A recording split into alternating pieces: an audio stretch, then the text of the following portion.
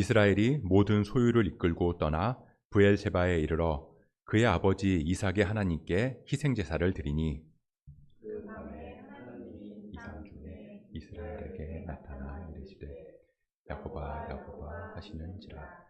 야곱이 이르되 내가 여기 있나이다 하매 하나님이 이르시되 나는 하나님이라. 내 아버지의 하나님이니 애굽으로 내려가기를 두려워하지 말라. 내가 거기서 너로 큰 민족을 이루게 하리라. 내가 너와 함께 애굽으로 내려가겠고 반드시 너를 인도하여 다시 올라올 것이며 요셉이 그의 손으로 내 눈을 감기리라 하셨더라. 야곱이 브엘세바에서 떠날새 이스라엘의 아들들이 바로가 그를 태우려고 보낸 수레에 자기들의 아버지 야곱과 자기들의 처자들을 태우고 가축과 가나안 땅에서 얻은 재물을 이끌었으며 야곱과 그의 자손들이 다 함께 애굽으로 함께 있습니다. 이와 같이 야곱이 그 아들들과 손자들과 딸들과 손녀들 곧 그의 모든 자손을 데리고 애굽으로 갔더라. 아멘. 제가 요즘에는 많이 보지 못한 것 같은데요. 이 나라에서 국민들에게 사회적인 메시지를 전달하는 공익광고라는 게 있습니다. 예전에는 이 TV에서 공익광고 협의회에서 만든 광고를 많이 했었어요. 그리고 극장에서 영화를 상영하기 전에도 대한뉴스라고 해서 이 국가 정책을 국민들에게 홍보하곤 했습니다. 제가 아주 어렸을 때였던 것 같은데요. 그때 기억나는 것 중에 하나가 뭐냐면요. 아들, 딸 구별 말고 둘만 낳아 잘 기르자 였습니다.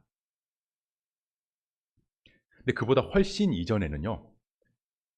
덮어놓고 낳다 보면 거짓골을 못 면한다 라는 문구로 문구였다고 해요. 그러다가 아들, 딸 구별 말고 둘만 낳아 잘 기르자로 바뀐 거고요. 그리고 시간이 더 지나서는 둘도 많다. 잘 키운 딸 하나, 열 아들 안 부럽다. 라는 슬로건으로 이 산하 제한 정책을 폈습니다. 그 당시 1986년에 제작된 대한뉴스 영상인데요. 예전 생각을 하시면서 한번 보도록 하겠습니다. 우리나라 인구는 85년 말 현재 4,156만 명을 넘어 지난 60년에 비해 2배 가까이 늘어났습니다. 이에 따라 정부는 내년부터 6차 5개년 계획 기간 중 한자녀 갖기 단선운동을 추진하기로 했습니다. 이와 같은 계획은 인구 과밀 현상이 경제 성장에 미치는 장애 요인을 미리 막기 위한 장기적인 국가 발전 시책에 따라 이루어지고 있는 것입니다. 한 자녀를 낳고 단산한 가정에 대해서는 내년부터 자녀에게 취약 전까지 의료보험 혜택을 제공하고 새마을 유아원 무료 교육 혜택을 주기로 했으며 특히 소득이 낮은 가정에는 일정 기간 육아보조비와 산모 요양비를 지급하는 방안을 마련할 계획이며 반면에 3자녀 이상의 가정에는 3번째 자녀가 출생할 때부터 주민세와 의료보험료를 추가 부담시킬 방침입니다.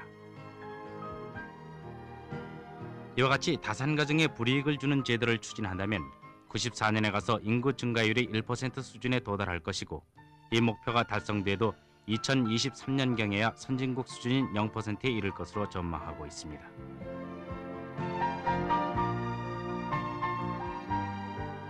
이러한 인구 억제책에 우리 모두 관심을 가지고 적극 호응해야겠습니다.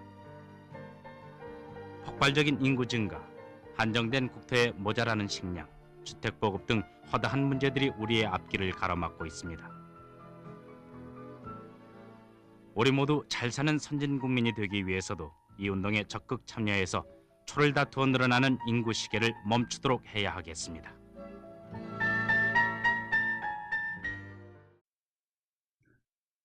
한 자녀 낳기 운동입니다.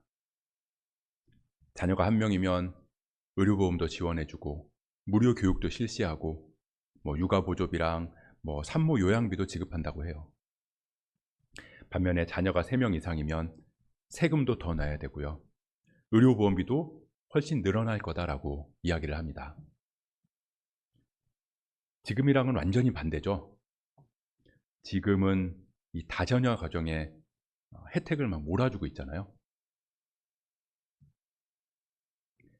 아무튼 당시에는요, 이 폭발적인 인구 증가에 국토는 한정돼 있고 식량은 부족한 데다가 주택 보급 문제까지 있어서 국가 입장에서는 이 늘어나는 인구를 억제할 수밖에 없다라고 판단했던 것 같아요.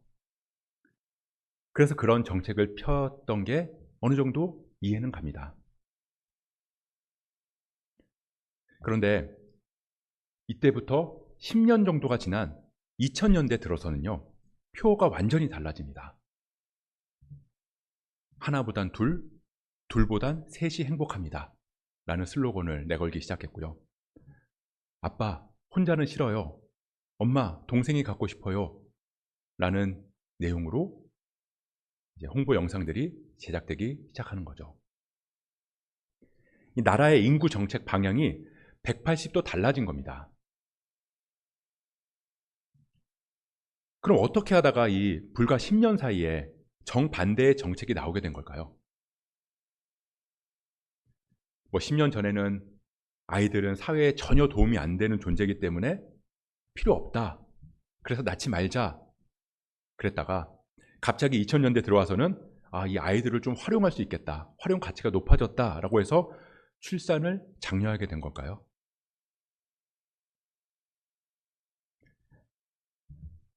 그러니까 그때는 틀리고 지금은 맞고, 아니면 그때는 맞고 지금은 틀린 건가? 물론 우리는 이 앞으로의 일을 알 수 없기 때문에 예측을 정확히 할 수 없습니다. 그래서 아까 영상에서도 보셨듯이 선진국 수준의 0% 출산율이라는 이 말도 안 되는 주장을 내세웠고, 그래서 정말 그 주장대로 지금은 출산율 0%라는 그 목표를 달성했지만, 그때 이 국가적인 판단은 출산 억제 정책이 맞다라고 여겼기 때문에 밀어붙인 거예요. 당시 나라의 수준으로는 그걸 감당할 수가 없으니까 무조건 많이 낳으라고 할 수 없었던 거죠. 반면에 지금은 이 저출산 문제로 인해서 다산 정책을 펴는 게 당연한 게 된 겁니다. 나라의 수준도 올라가고 살림살이도 나아졌으니까 이제 다 감당할 수 있기 때문인 거예요. 그래서 출산 자체가 맞고 틀리고가 아니라 그냥 그때그때 다른 거죠. 상황에 따라 정책이 달라질 수밖에 없는 겁니다.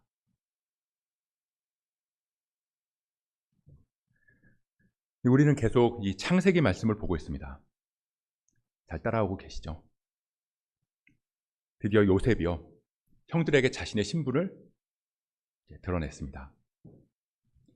그리고 아버지와 가족들을 데리고 애굽으로 내려와서 애굽에서 같이 살자고 제안을 해요. 그래서 형들이 집으로 돌아가서 아버지에게 이야기를 하는 거죠. 요셉이 살아있다. 요셉이 애굽의 총리가 되었다. 그래서 아버지를 모셔오라고 크고 화려한 수레도 보냈다라고 이야기를 합니다. 그렇게 죽은 줄로만 알았던 아들 요셉이 살았다는 소식을 야곱이 들었을 때 얼마나 좋았을까요? 우리 45장 28절 말씀인데요, 이 말씀을 보면요, 야곱의 마음이 그대로 느껴집니다. 그걸 알 수가 있어요. 제가 읽어보겠습니다. 이스라엘이 이르되 조카도다. 내 아들 요셉이 지금까지 살아있으니 내가 죽기 전에 가서 그를 보리라. 그래서 이 요셉의 제안에 따라서 야곱은 모든 가족을 데리고 애굽으로 향합니다. 그렇게 애굽을 향해서 길을 나섰는데 브엘세바라는 지역에서 멈춰서요.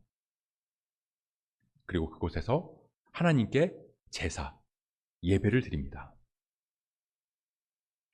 우리 오늘 본문 1절 말씀 같이 한번 읽어보도록 하겠습니다. 함께 읽습니다. 시작. 이스라엘이 모든 소유를 이끌고 떠나 브엘세바에 이르러 그의 아버지 이삭의 하나님께 희생 제사를 드리니 야곱이 브엘세바에 이르렀다. 근데 이 브엘세바가 어디냐면요, 이스라엘의 최남단입니다. 제일 아래쪽이에요. 그래서 이 성경을 읽다 보면요, 이스라엘을 일컫는 여러 가지 표현들이 있는데요, 그 중에 하나가 이 단에서 브엘세바까지라는 표현입니다. 이 단은 이스라엘 제일 위쪽 지역이거든요. 왜 우리나라도 이 한국을 대한민국, 한반도 이렇게 표현을 하잖아요. 그런데 또 다른 표현으로 한라에서 백두까지라고 말하기도 해요. 그런 거랑 비슷한 내용입니다. 아무튼 이 브엘세바는 이스라엘의 맨 아래쪽에 있는 지역인데요. 물론 이 당시에는 이스라엘이라는 나라가 생기기 이전이기 때문에 지금은 이 가나안 족속의 지역이지만, 어쨌든 이 지역을 벗어나면 이제 광야가 나오고, 그 광야를 지나면 바로 애굽이 나오는 겁니다. 그래서 지금 야곱은 가나안 땅을 떠나서 애굽으로 넘어가는 이 경계에 서 있다는 거예요. 그럼 야곱은 왜 여기에 머무는 걸까요?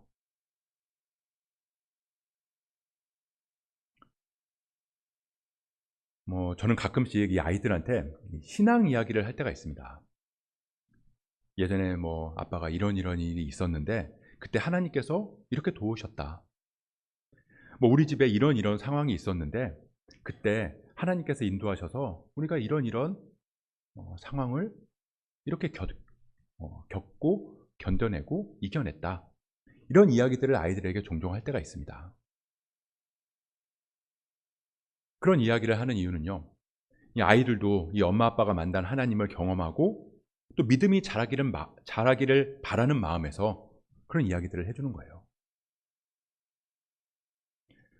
아마 야곱도 그런 이야기들을 아버지에게 듣지 않았을까 싶어요. 아버지 이삭이 이 자식한테 하나님에 관한 이야기를 해줬던 거죠. 그 중에서도 반드시 지켰으면 하는 것들, 그런 것들은 귀에 못이 박힐 정도로 이야기를 했을지 모릅니다. 이런 걸 거예요. 야, 아들아, 내가 예전에 이 기근이 심하게 들은 때가 있었는데 그때 먹을 게 하나도 없었단다. 그때 내가 애굽으로 내려가려고 했어. 근데 그때 하나님께서 나타나셔서 너 애굽으로 내려가지 말아라 라고 말씀을 하시더라.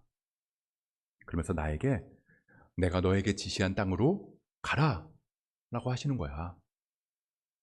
그러면서 이 하나님의 말씀에 따르면 복을 주시고 이 모든 땅을 나랑 내 자손 너희들에게도 주시겠다고 약속하셨단다. 그러니까 너는 절대 이 땅을 떠나면 안 된다. 절대 애굽으로 내려가면 안 된다. 그게 창세기 26장 1절부터 4절의 말씀입니다. 우리 이 말씀 한번 같이 읽어볼게요. 함께 읽습니다. 시작. 아브라함 때에 첫 흉년이 들었더니 그 땅에 또 흉년이 들매 이삭이 그랄로 가서 블레셋 왕 아비멜렉에게 이르렀더니 여호와께서 이삭에게 나타나 이르시되 애굽으로 내려가지 말고 내가 네게 지시하는 땅에 거주하라. 이 땅에 거류하면 내가 너와 함께 있어 내게 복을 주고 내가 이 모든 땅을 너와 내 자손에게 주리라. 내가 내 아버지 아브라함에게 맹세한 것을 이루어 내 자손을 하늘의 별과 같이 번성하게 하며 이 모든 땅을 천하 만민이 복을 받으리라. 하나님께서 나에게 이렇게 말씀하셨단다. 근데 아들아, 할아버지 아브라함 알지? 할아버지한테도 하나님께서 나에게 하신 것처럼 똑같이 그러셨다는 거 아니냐. 할아버지 아브라함한테 하나님이 나타나셔서 너는 본토 친척 아비 집을 떠나서 내가 내게 보여줄 땅으로 가라. 그렇게 말씀하셨대. 그리고 거기서 너로 큰 민족을 이루고 복을 주겠다고 약속하셨다. 그래서 여기 가나안 땅에 오셨는데 그때도 기근이 심해서 애굽으로 내려가신 거야. 근데 거기 갔다가 바로한테 할머니 사라를 뺏기고 죽을 뻔한 일을 겪으셨다는 얘기를 내가 들었다. 그래서 할아버지 아브라함도 나에게 이 약속의 땅을 떠나지 말라고 신신당부하셨단다. 그러니까 너도 나중에라도 절대 여기를 떠나면 안 된다. 절대 애굽으로 내려가면 안 된다. 명심해라. 이 말을 야곱이 기억했을 거라는 거예요. 그러니 지금 애굽으로 내려가야 하는 이 상황에서 고민이 될 수밖에 없었던 거죠. 할아버지도 아버지도 기근을 피하기 위해서 애굽으로 가려 했을 때 하나님께서 가지 말라고 말씀하셨다는데 지금도 똑같은 흉년의 때라서 먹을 게 없는 시기거든요. 그래서 이전에도 내가 안 가고 자식들 보내서 애굽에서 식량을 사오라고 시켰는데 지금 내가 애굽으로 내려가는 게 과연 맞나?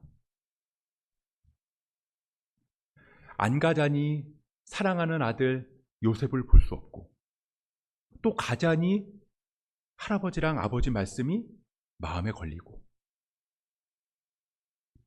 하나님께서 약속하신 게 있다고 하는데 어쨌든 그 약속이 이어지려면 내가 여기 있는 게 맞는 것 같은데 이러지도 저러지도 못하는 상황 속에서 야곱이 얼마나 답답했을까요?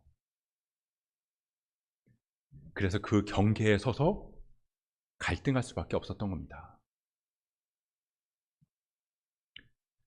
왜 지금도 내가 태어나서 자란 이 나라를 떠나서 다른 나라로 이민을 가야 된다라고 하면 이 공항에서 얼마나 마음이 심란하겠어요. 여길 떠나면 언제 돌아올지 기약도 없는데 이게 내가 정말 이렇게 가는 게 맞나 그런 생각이 들기도 할 겁니다. 그래서 야곱이 어떻게 하냐면요. 하나님께 제사를 드립니다. 하나님께 예배하고 기도한 거예요. 그런데 누구한테 제사를 드리냐면요. 그의 아버지 이삭의 하나님께 희생 제사를 드리니 아버지의 하나님을 불렀다는 겁니다. 할아버지랑 아버지한테 이곳을 떠나지 말라고 하셨다는데 그렇게 자손을 하늘의 별과 같이 번성하게 하실 거라고 약속하셨다는데 그 자손이면 난데 그럼 나한테도 그 약속이 이어지는 건데 하나님 저는 잘 모르겠어요. 저는 도대체 어떻게 해야 되나요? 그렇게 기도하지 않았을까요? 근데 그날 밤 하나님께서 야곱을 만나주신 거예요. 하나님께서 나타나셔서 뭐라고 하시냐면 괜찮다. 너 애굽으로 내려가라. 우리 오늘 본문 2절부터 4절 말씀 같이 한번 읽어보도록 하겠습니다. 함께 읽습니다. 시작. 그 밤에 하나님이 이상 중에 이스라엘에게 나타나 이르시되 야곱아 야곱아 하시는지라. 야곱이 이르되 내가 여기 있나이다 하매 하나님이 이르시되 나는 하나님이라. 내 아버지의 하나님이니 애굽으로 내려가기를 두려워하지 말라. 내가 거기서 너로 큰 민족을 이루게 하리라. 내가 너와 함께 애굽으로 내려가겠고 반드시 너를 인도하여 다시 올라올 것이며 요셉이 그의 손으로 내 눈을 감기리라 하셨더라. 하나님께서 아브라함이랑 이삭에게는 기근 때에 애굽으로 내려가지 말라라고 하셨는데 야곱이 똑같이 이 흉년의 때에 애굽으로 내려가는 걸 고민할 때에는 왜 내려가려고 하셨을까요? 그것도 두려워하지 말라고, 내가 너와 함께 하겠다고 그렇게까지 말씀하시면서 게다가 내가 너로 큰 민족을 이루겠다는 그 할아버지, 아버지에게 하셨던 그 약속을 야곱에게 다시 한번 해주셨다는 거예요. 도대체 왜 그런 걸까? 그때 애굽 땅은 더러운 땅이라서 가면 안 됐고, 지금의 애굽은 환경이 깨끗해져서 그래서 가도 되고, 그런 걸까요? 아니면 그때는 하나님께서 판단을 잘못하셨고, 그래서 그때는 틀리고 지금은 하나님의 판단이 맞는 걸까요? 아닙니다. 하나님께서 하신 말씀의 핵심은요, 애굽으로 가느냐 마느냐가 아니에요. 중요한 건 하나님의 뜻이 어디에 있느냐라는 겁니다. 그때는 애굽이 아니라 하나님을 의지하는 법을 깨닫게 하기 위해서 내려가는 걸 막으셨던 거예요. 근데 지금은 애굽이라는 나라를 사용하셔서 하나님의 뜻을 이루실 것이기 때문에 가라고 말씀하신 거죠. 우리가 흔히 착각하는 부분이 여기에 있습니다. 우리는 장소, 시간, 어떤 특정한 사건에 하나님을 가둘 때가 많이 있어요. 하나님을 만났던 장소, 하나님의 은혜를 경험했던 순간, 거기에 하나님을 가두어 두고 그곳에서 하나님을 만나려고 할 때가 종종 있다는 거죠. 동일한 방법으로만 하나님의 은혜를 찾으려고 할 때가 있다는 거예요. 예를 들어서 평상시에 교회에서 이 기도할 때는 뭐 특별한 게 없었는데, 어느 날 기도원에 가서 열심히 기도를 하다가 이 하나님을 만나는 경험을 했다고 쳐볼게요. 그러면 하나님은 다른 데는 잘 안 계시는 것 같고 그 기도원에만 계시는 것 같이 여겨질 때가 있는 거죠. 내가 어떤 영성 훈련을 받으면서 하나님의 은혜를 막 누렸다면 은혜를 받기 위해서 그 영성 훈련만 계속 따라다니게 된다는 거예요. 물론 그게 잘못된 게 아닙니다. 기도원에 가서 뜨겁게 기도하고 영성 훈련 받고 그렇게 하나님의 은혜를 더 깊이 체험할 수 있어요. 그런데 그것보다 더 중요한 건 어떤 장소나 사건보다 하나님의 뜻이 어디에 있느냐, 하나님의 계획이 무엇이냐, 그것을 찾고 구하는 게 더 중요하다는 겁니다. 어떤 한 장소에만 하나님이 계신 게 아니라 하나님의 뜻이 있으셔서 그 장소로 우리를 불러주신 것뿐이에요. 그래서 우리는 하나님의 뜻이 어디에 있는지를 깨닫고 그 장소로 인도하시는 하나님의 인도하심을 따라야 한다는 겁니다. 할아버지도 이 집에서 부자가 되셨고 아버지도 이 집에서 부자가 되셨으니까 나도 이 집을 절대 떠나면 안 된다. 여기가 무너지고 여기가 어떻게 되든 나는 절대 이곳을 사수해야 한다. 나도 여기 있어야 부자가 된다. 이렇게 생각하는 건 미신이나 다름없잖아요. 우리는 하나님의 나를 향한 계획이 어디 있느냐라는 것을 더 중요하게 생각해야 합니다. 이곳에 그 뜻이 있으면 이곳에 나를 머무르게 하실 거고 다른 곳에 뜻이 있으면 나를 떠나게 하실 거예요. 근데 그것을 깨닫게 하고 도우시는 분이 바로 성령님이라는 거죠.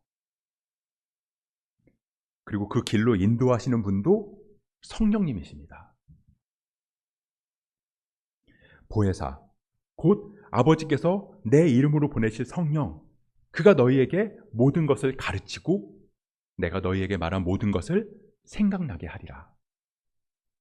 성령님이 우리에게 하나님의 뜻을 깨달아 알게 하시고, 그래서 진리의 성령님이 오시면 그가 너희를 모든 진리 가운데로 인도하시리니, 그 뜻하신 길로 우리를 인도하시고, 내가 아버지께 구하겠으니 그가 또 다른 보혜사를 너희에게 주사 영원토록 너희와 함께 있게 하리니. 영원토록 함께 하신다. 그게 성령님께서 우리 안에서 행하시는 일이다라는 겁니다.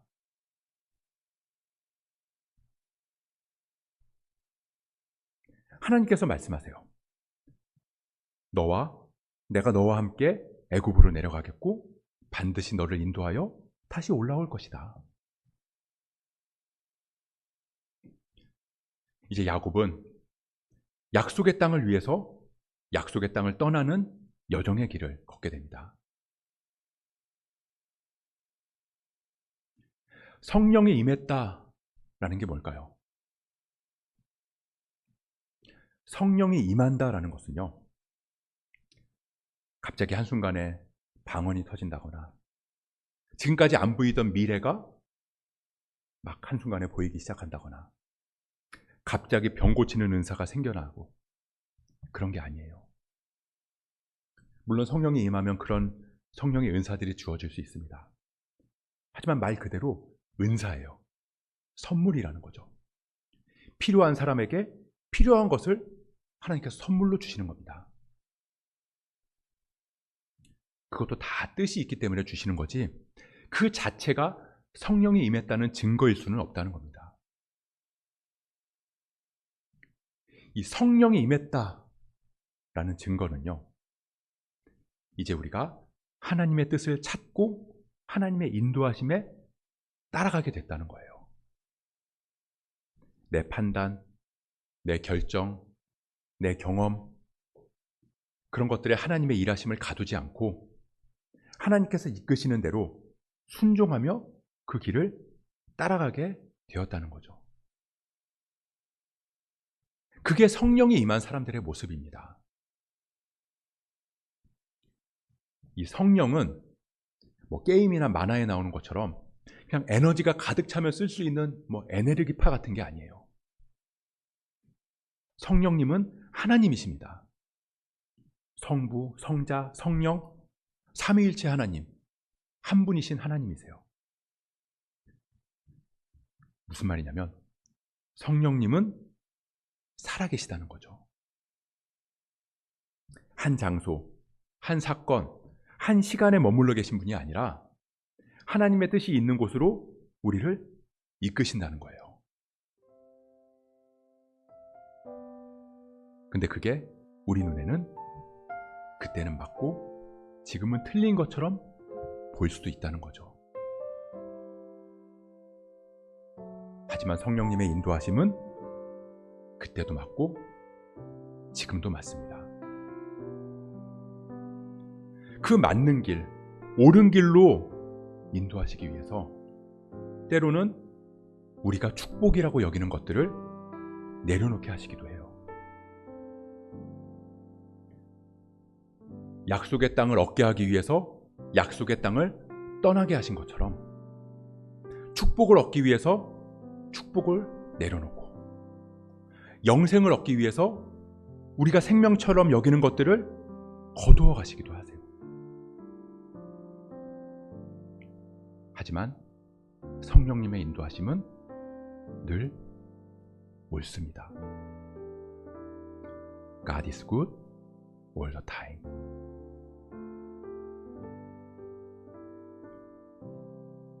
우리 안에 성령님이 임재하십니다.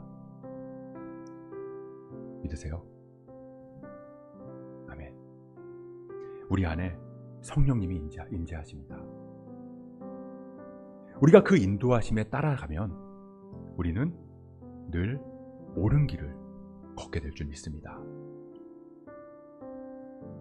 야곱이 애굽으로 향해도 아브라함에게 그리고 이삭에게 하셨던 하나님의 약속이 그대로 이어진 것처럼 우리가 성령의 인도하심을 따르는 그 길에 모든 것이 다 변해도 한 가지는 변하지 않아요. 우리를 향한 하나님의 약속. 그것만은 절대 변하지 않습니다. 그 믿음 가지고 성령의 인도하심을 따라가시기를 바랍니다. 성령님은 늘 우리와 동행하십니다. 그렇게 우리가 우리 안에, 우리 곁에, 또 우리 위에서 그 그 성령님의 인도하심을 따라 옳은 길 걸으며 성령 충만함이 가득한 삶 살아갈 수 있기를 주님의 이름으로 축복합니다.